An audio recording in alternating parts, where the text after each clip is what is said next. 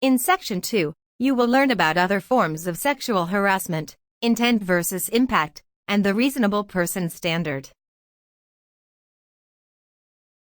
Sexual harassment does not occur just between a male boss and a female subordinate. Sexual harassment may occur in a variety of circumstances.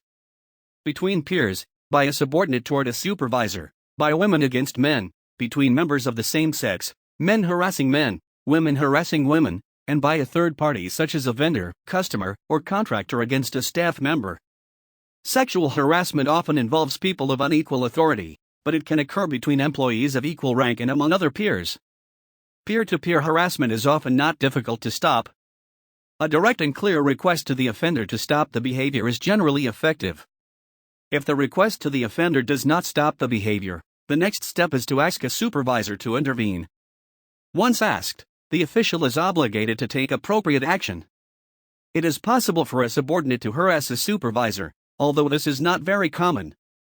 It may occur when the offender is particularly intimidating or if the victim is unable to exert the authority of his or her position. This type of harassment must be taken just as seriously as any other. If the behavior continues after requesting the offender to stop, the target of the harassment must seek help from a higher level of management. Unwelcome behavior does not have to involve people of the opposite sex to qualify as sexual harassment. In a unanimous ruling in March 1998, the United States Supreme Court ruled that same-sex, sexual harassment is illegal. Under federal and state law, harassing behavior towards someone of the same sex can be sexual harassment if the behavior is unwelcome, sexual in nature, based on the person's gender, or on their failure to conform to gender stereotypes. The criteria are the same as with sexual harassment between people of the opposite sex. People offended by a hostile work environment need not be direct participants or targets of the hostile behavior. They can be third parties. The most critical factor in determining if behavior is sexual harassment is whether it is unwelcome. In an office setting, people are not free to completely remove themselves from unpleasant situations. In these circumstances, behavior that is complacent between direct participants may be unwelcome to third parties who cannot avoid observing it. An example of third-party harassment may include direct conversations about sex in the hearing range of those to whom it is unwelcome. Such behavior is unacceptable. Another type of harassment that may be referred to as third-party harassment is harassment of a staff member by someone who is not part of the company. This may include harassment toward a staff member by a contractor, vendor, visitor, or customer. The company may be held liable for harassment by third parties, especially if management is made aware of it. In this case, the company is expected to take action to stop the harassment and prevent its recurrence. When dealing with behaviors and choices that could lead to a sexual harassment complaint, your intent is irrelevant. It is only the impact of your choice that has relevance. This could be the impact on the work or school environment, or the offended individual. Regardless of intent, behavior will be judged on its impact. Remember, the statement "I didn't mean anything by it" is not a valid defense of harassing behavior. For example, Joey loves to tell funny stories and keep the spirit of good cheer alive in the lab. One morning, he spies Jessie looking a little tired and depressed. To cheer her up, he tells her a silly story with sexual innuendo. Jessie looks offended and moves away hurriedly. Joey didn't mean any harm, but what one person may intend as genuine friendship, even if in a clumsy way, can be perceived quite differently by another. Does this mean that an unintentional slight can contribute to hostile environment, sexual harassment? Yes, it does. It is the impact of the behavior, not the intent, that matters with regard to sexual harassment.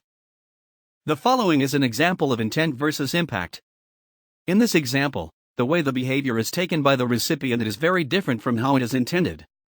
The impact of the behavior has an unintended negative effect, which makes the action possibly at risk for being sexual harassment. Jose walks over to Sue's desk, carrying flowers. Jose leans against her desk and greets her good morning. He tells her that she looks pretty today. Sue sighs at Jose and states she has told him before to stop bringing her things. The poetry, the cards, the gifts have been placed on her desk and she feels it's getting out of control. Jose exclaims that he just wants to show her what a great guy he is so she will give him a chance. Sue, getting frustrated, tells him that she doesn't date people she works with. She has stated this to him before. Jose puts the flowers down and smiles. He tells her, "I'm not going to give up on you yet. I'll break you down someday." He winks, then leaves. Sue takes the flowers and throws them in the trash. Another coworker, Lucy, walks by. Lucy asks if those are from Jose. Sue says that they are, and keeps telling him that she doesn't want them, but he brings them anyway. Sue says, "He's asked me out 8 times, even though I keep telling him no." Lucy asks, "What are you going to do?" Sue shakes her head, "I don't know, but it's actually starting to scare me how persistent he is." Let's look at another example. Leanne's co-worker Rudy has just been through a divorce. He drops comments on a few occasions that he is lonely and needs to find a new girlfriend. Leanne and Rudy have been friendly in the past and have had lunch together in local restaurants on many occasions. Rudy asks Leanne to go on a date with him that includes dinner and a movie. Leanne likes Rudy and agrees to go out with him.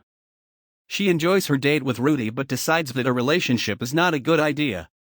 She thanks Rudy for a nice time but explains that she does not want to have a relationship with him. Rudy waits 2 weeks and then starts pressuring Leanne for more dates. She refuses, but Rudy does not stop. He keeps asking her to go out with him. When he first asked Leanne for a date, was this sexual harassment? Rudy's initial comments about looking for a girlfriend and asking Leanne, a co-worker, for a date, are not sexual harassment. Even if Leanne had turned Rudy down for the first date, Rudy had done nothing wrong by asking for a date, and by making occasional comments that are not sexually explicit about his personal life. Is Leanne able to complain of sexual harassment because she went on a date with Rudy? Being friendly, going on a date, or even having a prior relationship with a coworker does not mean that a coworker has a right to behave as Rudy did toward Leanne.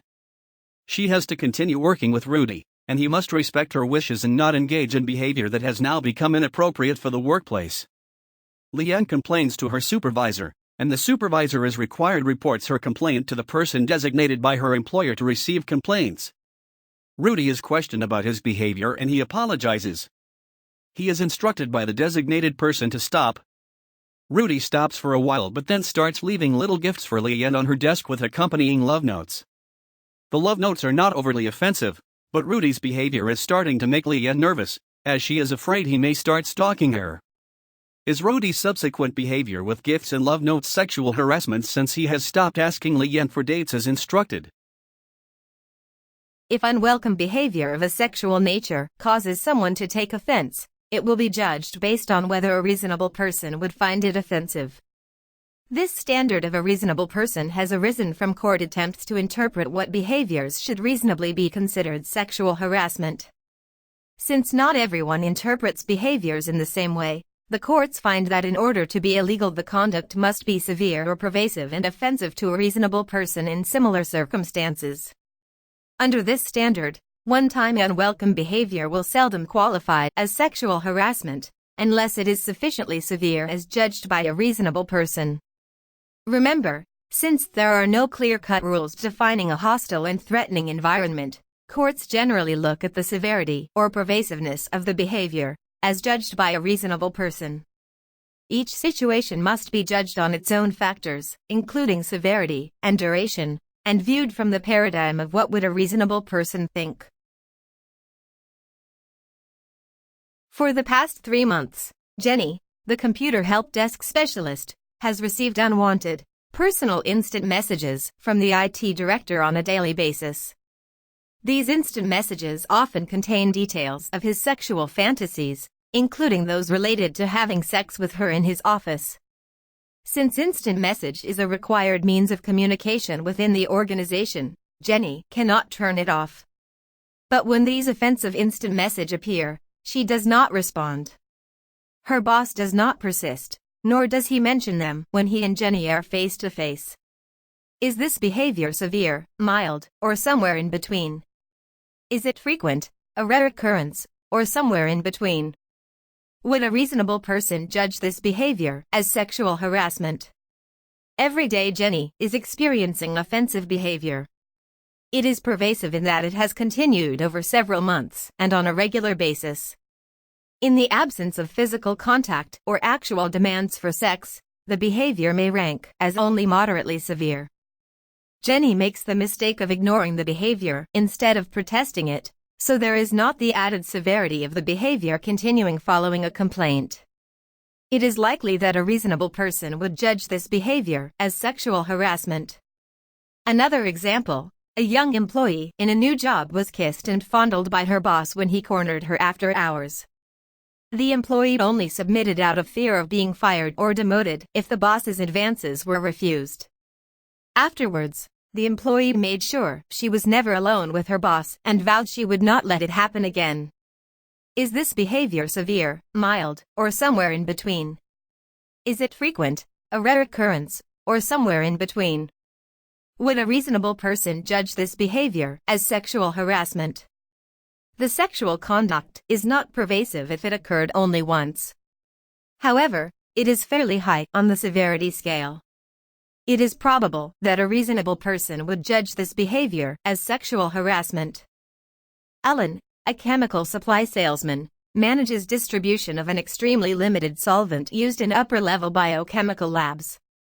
Cindy is a purchasing agent responsible for securing this product for her lab. Cindy has repeatedly been the target of Alan's insistence on unwanted lunch dates, where he engages in offensive sexual language and innuendo.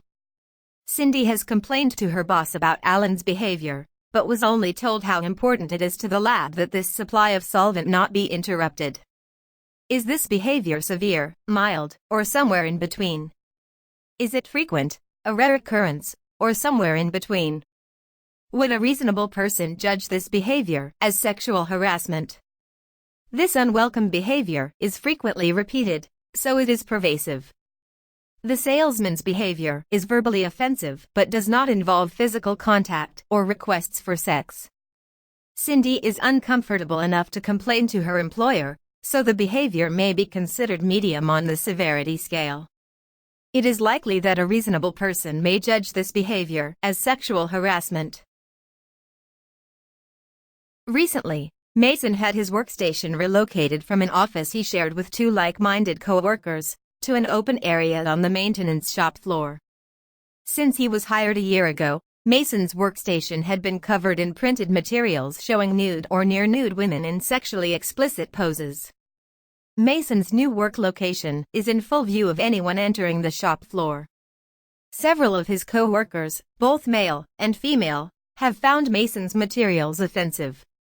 As a result, Mason replaced the offensive materials with photos of popular actresses and supermodels more fully clothed. Is this behavior severe, mild, or somewhere in between? Is it frequent, a rare occurrence, or somewhere in between? Would a reasonable person judge this behavior as sexual harassment? Mason's sexually explicit materials are likely to be considered low on the sexual conduct meter. They are not a pervasive form of sexual conduct, as he removed them immediately when asked and replaced them with acceptable materials. It is highly likely that a reasonable person would not judge this behavior as sexual harassment. Wanda has noticed that her new boss, Sarah, leans extremely close to her when they are going over the reports that she prepares. She touches her hand or shoulder frequently as they discuss work. Wanda tries to move away from her in these situations, but she doesn't seem to get the message. Should Wanda just ignore Sarah's behavior? If Wanda is uncomfortable with Sarah's behavior, she has options. If she feels comfortable doing so, she should inform Sarah to please back off because her closeness and touching make her uncomfortable. Another option is to complain directly to a person designated by her employer to receive complaints, who will speak with Sarah. Although this may not be sufficiently severe or pervasive to create an unlawful harassment situation unless it was repeated by Sarah after she was told to stop, there is no reason for Wanda to be uncomfortable in the workplace. There is no valid reason for Sarah to engage in this behavior.